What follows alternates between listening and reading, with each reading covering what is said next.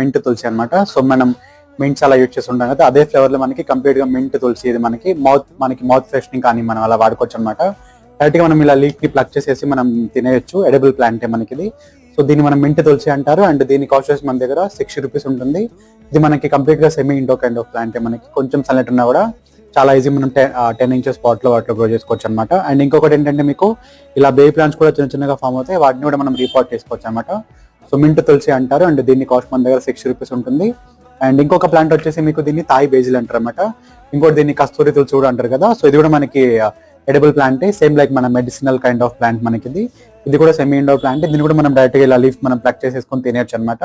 And ఈ రెండింటి cost మన దగ్గర 60 రూపీస్ ఉంటుంది. సో మన షాప్ వచ్చేసి మీకు రోడ్ నెంబర్ 1 లో ఉంటుంది, కేపీహెచ్బి కాలనీలో.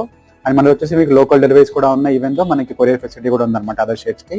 So I hope you like this video and thank you so much for watching SSV plants. Do subscribe for more video.